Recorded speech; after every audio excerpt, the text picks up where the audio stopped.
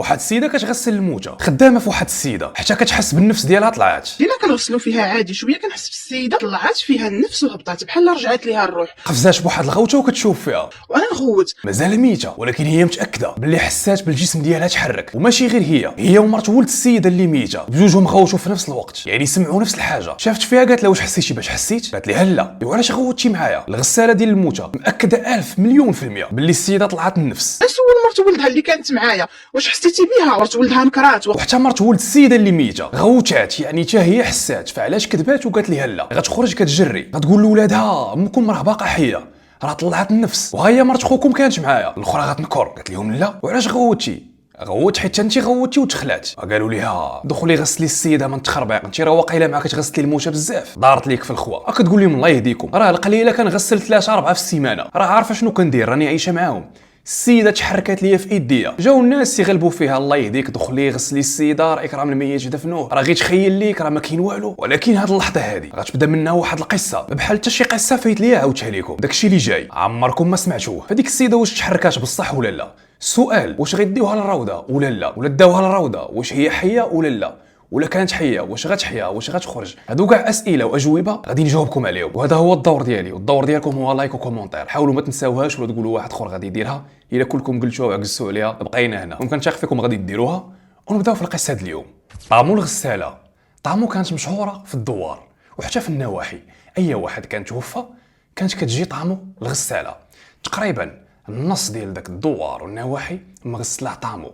وبكثرش ما كانت مشهوره وتاقنا خدمتها كان كل شيء كيجيبها لدرجه انه كتغسل على الاقل 3 حتى 4 ديال الناس في السيمانه.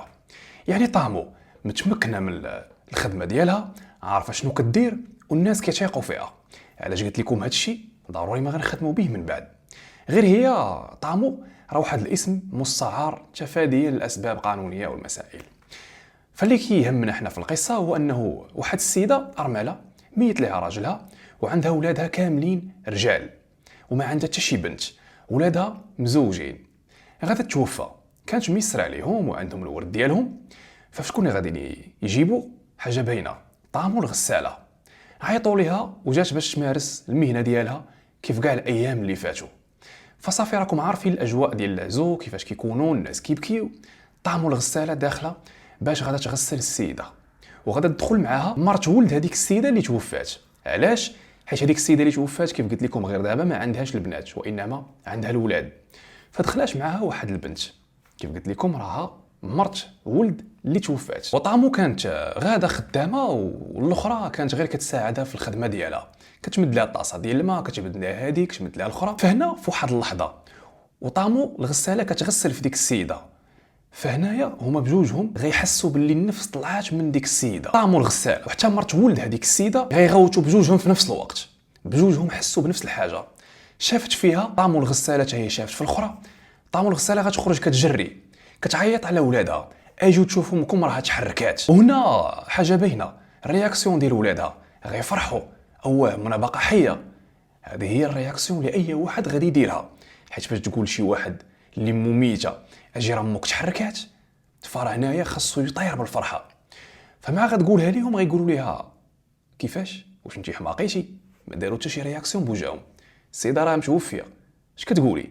قالت لهم الله يهديكم، السيده راه تحركات ليا في ايديا، انا راكم ما جبتوني الا وكتعرفوني، هاد المهنه راه كنمارسها هادي سنين. السيده طلعت النفس قدامي وفاش شفت فيها لقيتها باقا في بلاصه ما كتحركش، ولكن انا راني متاكده السيده تحركات. واش كتهضري بصح؟ قالت لهم اجي فلانه. عيطت على مرت ولد هذيك السيده وقالت لها ياك كنتي معايا؟ اييه. ياك تحركات في ايدينا؟ قالت لها لا. كيفاش لا؟ واش نتوما كتضحكوا عليا جايبيني الكاميرا خفيه ولا كيفاش؟ كنتي معايا وتحركات لينا في ايدينا وبجوجنا غوتنا في نفس الوقت، ماشي تا غوت انا عاد غوتي انت. قالت لها لا، انا غوت حيت انت خلعتيني. مرت ولدها نكرات، واخا انا فاش حسيت بالنفس ديالها طلعت وهبطت غوتات في الوقت اللي غوت انا، وانا متاكده حتى هي شافت وحست بنفس داكشي اللي حسيت به. ولكن نكرات وقالت لي لا ما حسيت بوالو وما شفت والو. ولادها كيقولوا لي لا راه منا ماتت، راه شافها الطبيب وكل شيء، غير كملي في الغسيل ديالك. انا كنت كنتسناهم يكونوا فرحانين ويدخلوا يقلبوا امهم ويقولوا يا ربي تكون مازال حيه، ولكن هما مسوقينش. بالعكس تنشوف فيهم وتيقولوا لي لا راه ماتت، راه ماتت وحنا شفنا الطبيب. واش غنكذبوا الطبيب اللي جا شافها وانت كنتي وكيأكدوا عليا نرجع نكمل ليها الغسيل بالزربه؟ وانا قلت لهم والو، انا ما غاديش نغسل هاد المراه حتى يرجع الطبيب يشوفها، حيت انا متاكده باللي المراه باقا حيه. صافي درت لهم العصا في الرويضه وما غنخليكمش تدخلوا عندها بوحدكم حتى يجي الطبيب، حيت انا متاكده ان المراه غير سخفانه ولا مغيبه ولا واقع عليها شي حاجه، راها ما ميتاش. قالت لي الله يهديك السيده راها ميته. هنا ولاد هذيك السيده غيقولوا لها لا لا منى راه توفات البارح، وراه جا الطبيب وشخص الحاله ديالها على انها متوفيه، فما يمكنش نكذبوا الطبيب ونتيقوك انت. زائد هي فلانه كانت معاك وكتقول لنا بلي ما كاين والو، كتقول لها ما يمكنش، علاش كتكذبي؟ راك كنتي معايا، نسيبتك تحركات لينا في ايدينا، علاش كتقولي بلي لا ما تحركاتش؟ قالت لها لا ما تحركاتش، ما حسيتش بها وانا غوت غير حيتاش غوتتي نتيا. والسيده هنايا ما فهمات والو، ولاش كتقول واش هادو شي كذبوا عليا؟ واش دايرين ليا كاميرا خفيه؟ ما يمكنش، العزو راه كيبان حقيقي، وعلاش غيديروا ليا كاميرا خفيه هي 7000؟ واش بصح جاب ليا الله؟ وفعلا داكشي اللي قالوا ليها راكي نتيا كترش ما كتغسلي الناس راكي وليتي كتهلوسي. قالت لهم الله يهديكم انا راه هذه خدمتي خدمه سنين، ما مره ما جوج اللي غسلت ناس اللي دايرين كسيد وكاع ما فيهم ما يتجمع، ما غنجيش شال دابا وغنبدا نهلوس. السيده راه تحركات ليا في ايديا. قالوا لا لا لا انت حماقيتي. والناس وحتى العائله كانت رياكسيون ديالهم بارده، ما خداوش حتى الفرصه باش انهم يمشيو يتاكدوا. تقول لها رجعي غسلي السيده خلينا نمشيو، راه حنا باغيين ندفنوها مع الظهر ودابا غنوليو غاديين في العصر، اش كتخربقي؟ واش انت جيتي باش تعذبي لينا منا؟ هنا قالت لهم شوفوا غادي نجيكم من الاخر، انا خدمتي كنعرفها، وهادشي اللي كتقولوا فيه تخربيق، وهذه كتكذب، تحركات لينا بجوج في ايدينا، وهذه ما غوتاتش حيت خلعتها ولا حيت انا غوتات معايا في نفس الوقت وعارفه اش كنقول، وما غنخليكمش تدخلوا عند امكم، حيت اصلا هاد الرياكسيون ديالكم ماشي عاديه، وما غادي نتحرك من هنا حتى تجيبوا الطبيب ولا الجندارم، اما باش نخليكم تدخلوا عندها بوحدكم راكم ما غتدخلوش. بقاو كيشوفوا فيا ودي الله يهديك تجمعوا لي الناس تدخلي غسلي السيده، ولا ما غندخلش عندها وما غنخلي حتى واحد يدخل، السيده باقا حيه، امكم هي مغيبه يا طاريه ليها شي حاجه، المهم راها ما ميتاش، ما غتدخلوش لعندها، ولا دخلتوا عندها غنمشي برجليا للجندارم، سيروا جيبوهم وجيبوا الطبيب، وديك الساعه يحن الله. ايوا بقاو كيشوفوا في بعضياتهم، وهنا العائله كلهم غاديين يدوروا فيها، ولادها مراواتهم تقول لها والله الا حشو مالك، السيده مسكينه من البارح وهي متوفيه وجبناك تغسليها باش ندفنوها مع الظهر، دابا حنا غنوليو غاديين في العصر، هادشي اللي كديري راه ما يبغي لها الله لا عبدو، وراه الذنوب ديال ديك السيده ما حدها، كدوز كل دقيقه وكل ثانيه باقا كاع ما تغسلات وباقيين كاع ما دينها البلاصه، راه محسوبه عليك غدا يوم الدين امام الله. وصلت للدين وانا نتخرب. المهم هي تبتات لهم في القرار ديالها، كتقول لهم والله لا تحركش من هنا، سيروا جيبوا الطبيب. ايوا داكشي اللي كان، قالوا لها حنا غادي نجيبوا الطبيب، ولكن راه حشومه عليك وحنا راه ما غنسمحوش ليك. قالت لهم واخا سيروا جيبوا هاد الطبيب هذا.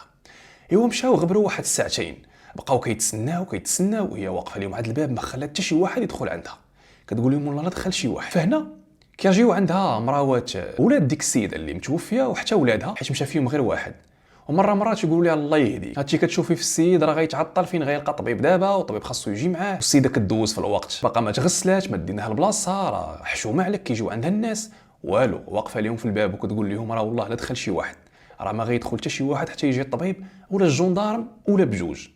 ايوا صافي ما خلاو ما داروا معاها، ما خلاتهمش، وهما شافوا تعيا وقالوا لها لا حول ولا قوه الا بالله، هاد الذنوب كاملين راه غنحسبوهم عليك. المهم على حساب ما قالت باللي واحد من العائله ولا من ولادها مشى غبر واحد الساعتين، حتى كيرجع جايب معاه واحد السيد لابس الطابليه ديالو، هاز معاه واحد البويليزه صغيره، وعلى ما كيبان وعلى حساب ما قالوا باللي راه طبيب. واش طبيب واش ماشي طبيب الله اعلم، المهم هما قالوا لي راه جبنا طبيب. دخل عند هذاك السيد، دخلوا هما والولاد ديالها، هي شافت السيد في الاول ما داش ما جابت، قالت صافي ها هو طبيب كاين، غادي يدخل غادي يكشف عليها، وملي غادي يخرج المفاجاه غتكونوا كتوقعوا دابا باللي غيقول لها السيده راه حيه، ملي غيخرج غيشوف فيها وقال لها السيده شبعانه موت، توفات البارح، ودابا بسببك انت غتولي طالعه في يومين ومازال ما تغسلات ما مشات لبلاصه، هادشي اللي كديري فيه راه حشومه. السيده تصدمات، السي الطبيب راه ما يمكنش، راه السيده طلعت النفس حدايا. ايوا هنايا غادي ندوروا فيها واحد الدوره شيطانيه، ولاد ديك السيده وحتى مراواتهم تقول لها واش انت ما كتحشميش، جبنا الطبيب الاول والطبيب الثاني، انت راك غير غساله، واش بغيتي انا نتيقوا بك انت واطباء انت نكذبوهم؟ راه ما يمكنش، غتغسلي السيده ولا لا؟ كملي خدمتك. كانوا كيوركوا عليها باش تكمل الخدمه ديالها بزز، بحال باغيين يخبيو شي حاجه. والسيده شافت تعيات، او واش ممكن نكون كنهلوس؟ واش ممكن هادشي اللي قالوه لي صحيح؟ ايوا جوج اطباء ما يمكنش يكونوا هما كذابين وانا هي اللي عندي الصح، يعني شي حاجه ماشي هي هذيك، واش جاب لي الله ولا لا الله اعلم.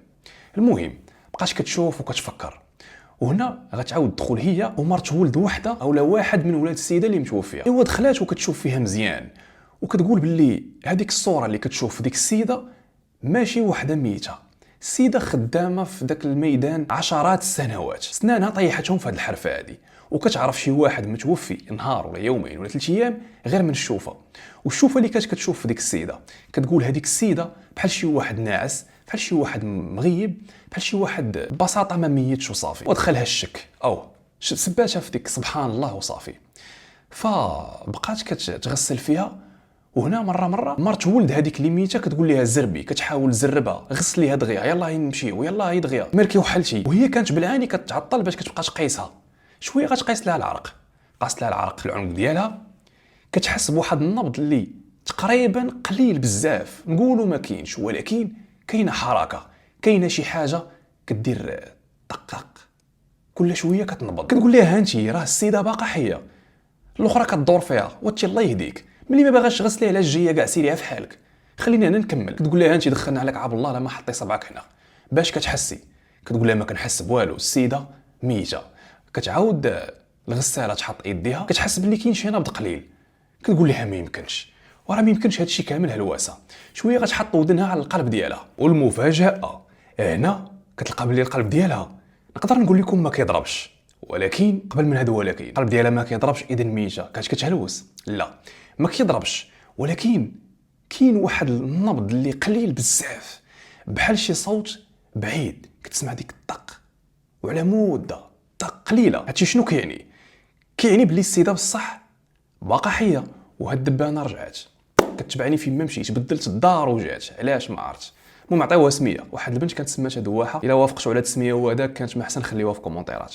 المهم فهنا غتقول ليها شوفي تثيقي بيا ولا ما تثيقيش، هادشي والله لا كمل. كيفاش والله لا كمل؟ كيف ما كتسمعي والله لا غسلتها، خرجي. كيفاش خرجي؟ كتجري عندنا من دارنا، راه انت اللي غساله ماشي انا راه نسيب شي هادي.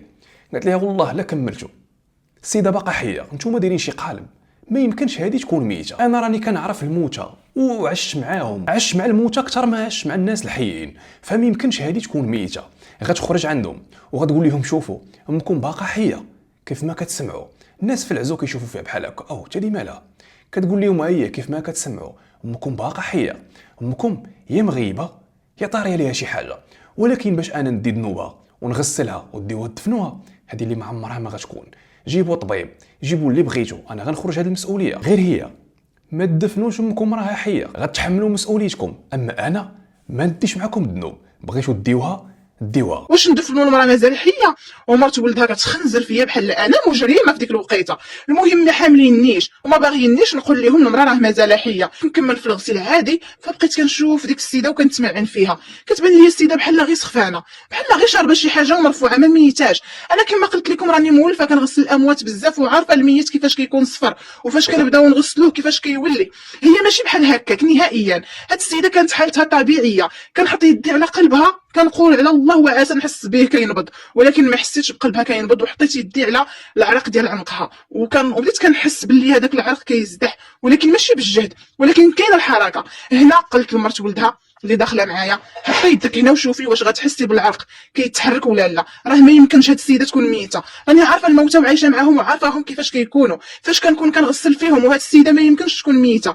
وهي تدور فيا وقالت لي واش نتيقوا كنتي ونتيقوا الطبيب اللي فحصها 2 ديال المرات وكيأكد لنا السيده ميته من البارح، واش بغيتي نخليوها يومين وكتغوت وكتخرج في عينيها وما كتهضرش عادي. قالت ليها دخلت عليك بالله الا ما شدي صبعك وحطيه ليها على العرق ديال عنقها وشوفي واش العرق ديالها كيتحرك ولا لا.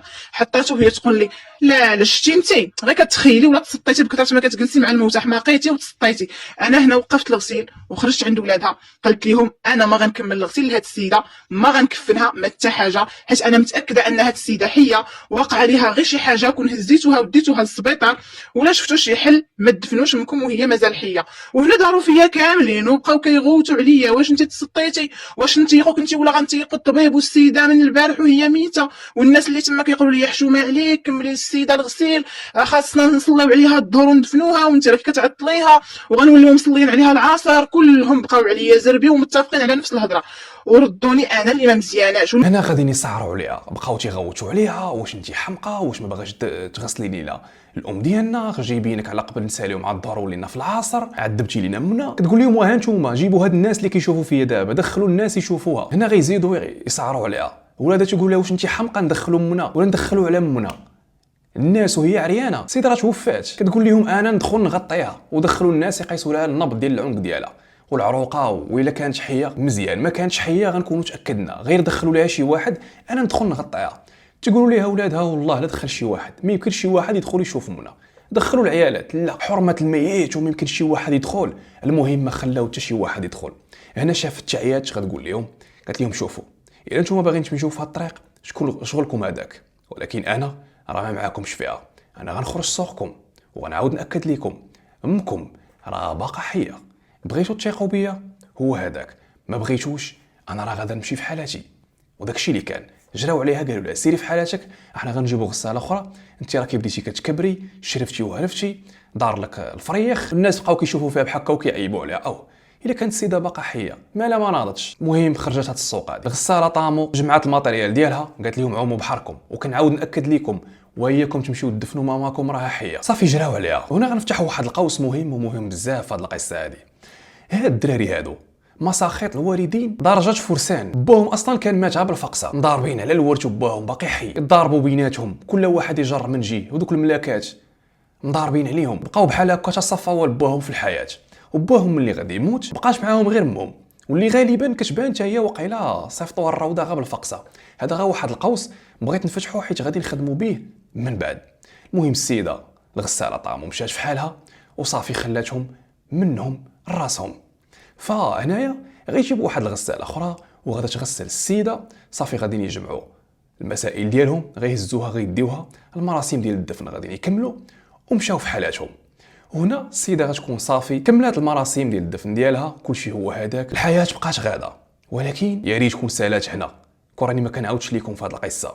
الغد ليه كيجي واحد السيد كيجري، هذاك السيد كان دايس جنب المقبره، حتى كيسمع الغوات، كيسمع بحال شي واحد داير ليه مخده على وجهه وهو كيغوت. الغوات مسموع ولكن فين ما عرفت، بقى تيقرب وكل ما قرب كيعرف باللي الغوات جاي من المقبره، وملي غادي يقرب ليها كيعرف باللي واحد القبر جديد اللي تدفنات فيه موت هاد الدراري هادو، نسميوها فاطمه. بحال شي واحد كيغوت فغيحط ودنو، كيسمع بحال شي واحد كيدفع بحال هكا. السيد غادي يتخلع، اشنو زعما غادي يبقى يهضر معاهم، راه الموت هادوك. فغيمشي كيجري غيقصد الدار ديال ولادها. السلام عليكم. وعليكم السلام. فيق الدوار كامل، قال لهم باللي راه سمعت الغوات جاي من المقبره وعرفت باللي جاي من القبر ديال فاطمه امكم راه باقا حيه. هنا في البلاصه الناس غيتفكروا الغساله طامو، حتى هي كانت كتقول نفس الحاجه، او ما يمكنش. في البلاصه غدير بوم في الدوار كامل، والخبار غتوصل للجندارم وغيمشي كلشي كيجري. وحيتاش باش تفتح على واحد الانسان تدفن توفى موته ديال الله. مشاو دفنوها ورجعوا داروا العشاء، انا ما حضرتش العشاء. في الغد مع 6 الصباح غيجي واحد الراجل عندهم وكيدق عليهم بالجهد وكيقول لهم راه واحد الصوت جاي من القبر اللي دفنتو فيه امكم البارح. قال لهم كنت غادي من الطريق ديال السوق، وحيت القبر ديال امكم كان على الحافه ديال الطريق، وانا دايز كنسمع واحد الصوت وبقيت كنتمعن في الصوت منين جاي، وانا نحط ودني على قبر امكم وسمعت الدفيع والخبيط والغوات بحال شي واحد كاينين، بحال شي حاجه باغا تخرج من القبر. وجيت عندكم كنجري باش نخبركم. وهذا السيد كان معاهم حتى هو في الدفين، حتى هو من القبيله. غيقولوا ليه لا مستحيل، واقيلا غير الصوت توهم ليك، وما كلفوش على راسهم ومشاو كيجريو. عرفوا شنو كاين ولا؟ بقى السيد وهو كيقنع فيهم بالسوايع. تخيلوا الراجل الصوت تسمع معاه 6 ديال الصباح، ووصل عندهم مع 7 وبقى كيقنع فيهم وجمع الناس القبيله، حتى لديك 10 ولا 11 عاد غيمشيو للقبر ديالها. وفاش وصلوا ما سمعوش الحس كان مقطوع، وبقى كيحلف لهم باللي الصوت كان خارج من القبر ديال امهم. وقال لهم حطيت ودني على التراب حتى تاكدت، عاد جيت خبرتكم. فجاو الجندارم والناس القبيله تجمعوا، قرروا يفتحوا داك القبر ويتاكدوا شنو كاين. وتا انا مشيت حضرت وتاكد لهم بان الراجل عنده الصح، حتى انا فاش مشيت نغسلها حسيت بها مازال حيه وتنفست مسكينه. المهم حفروا القبر، وفاش فتحوه هنا فين غتكون الصدمه. السيده كانت حيه وتدفنات حيه، وفاش فاقت بدات كتحرك وبدات كتحل في الكفن مسكينه، وبدات كتدفع في التراب. المهم الوضعيه اللي كانت محطوطه فيها فاش تدفنات ما لقاوهاش في نفس ديك الوضعيه. السيده باكيه مسكينه ودموعها واصلين ما عرفت فين، وكانت صفراء وشاده يديها في بعضياتهم. كانت كتحاول مسكينه تحل القبر وهي كتدفع التراب. يعلم الله شحال بقات كتغوت وداك الشيء فوق منها. خاصك واحد الاجراءات وخاصك تسنى وبزاف ديال الحوايج. مما كملوا الاجراءات غادي يمشيو وغيحطوا ودنيهم في القبر، ما كيسمعوا والو. وبخلاصه الاجراءات غادي يكملوا وغادي يحلوا عليها القبر ديالها. مع غادي نحلوا عليها القبر ديالها، كل باله كيضربوها ولادها كانت الرياكسيون ديالهم في شكل كيبانوا ماشي طبيعيين بتاتا، حيتاش خاص يكونوا فرحانين. راه كيقولوا لهم باللي امكم حيه، وواحد جا قال لهم راه سمعتها كتغوت، فعلاش ما فرحانينش؟ بالعكس كيبانوا مستريسين بزاف. كل ضربه بالباله ستريس كيطلع، كل ضربه بالباله ستريس كيطلع، حتى غادي يحلوا على السيده. ومع غادي يحلوا عليها تخيلوا غيلقاو الكفن ديالها محلول، والبوزيسيون اللي كانت مدفونه فيها ماشي نفسها، يعني السيده تحركات. وتخيلوا شنو غادي يلقاو؟ غيلقاو السيده الدموع ديالها كيدوزوا، والدموع ديالها نقدر نقول لكم بحال يلاه دازوا ما عرفتش شحال ديال الوقت، ولكن باقي ما نشفوش من على الحناك ديالها. يعني السيده فعلا كانت حيه وكانت كتبكي. فاقت في القبر ديالها شنو غدير؟ كتلقى راسها مدفونه، غتكون بورش شوياك بحال هكا عاشت المصير ديالها. فلقات راسها مدفونه، شنو غدير؟ بدات كتحاول تهبش. لقاو القبر ديالها في الجناب كله مهبوش، ولكن كانوا حاطين عليها واحد البلايك ديال السيمه اللي بيهم كيحطوا التراب من الفوق. كتحاول تدفعهم ولكن السيده ما عندها صحه، بقات كتقاوم السوايع عاد باش داك السيد سمعها، عاد باش مشى عند ولادها وجمع الدوار، عاد باش علموا الجندارم، عاد جاو، عاد باش علموا، وعاد باش داروا الاجراءات، عاد باش هبشوا عليها واحد الاجراءات اللي تجلس في بيتك وتسخف. فما بالك بالسيده اللي كانت في قبر، يعني كانت كتصارع من اجل البقاء، وفي الاخر غتستسلم الامر الواقع وبقات غير كتبكي. وحلوا عليها معطلين، وفعلا لقاو السيده توفات، ولكن الدموع في عينيها. ولقاو باللي السيده محركه من بلاصه. غيجيو عاوتاني الاطباء وغيترفع التقرير ديال الطب الشرعي وغياكدوا باللي السيده ماتت وقت قبل ولا قليل قبل ما يحلوا عليها. يعني فعلا السيده كانت حيه. والغساله طامو قالت لهم الحقيقه، السيده ما كانتش ميته، وانما كانت يا مغيبه يا طاري عليها شي حاجه. ولادها ملي عرفوها باللي توفات زادوا ارتاحوا في بلاصه ما انهم يفرحوا. اللي قلتي لهم باللي امكم راه كانت حيه ويلا توفات، خاصهم يزيدوا يسعروا، حيت كان عندهم امل في ان الام تبقى عايشه، وحيت تدفنات وتخنقات توفات.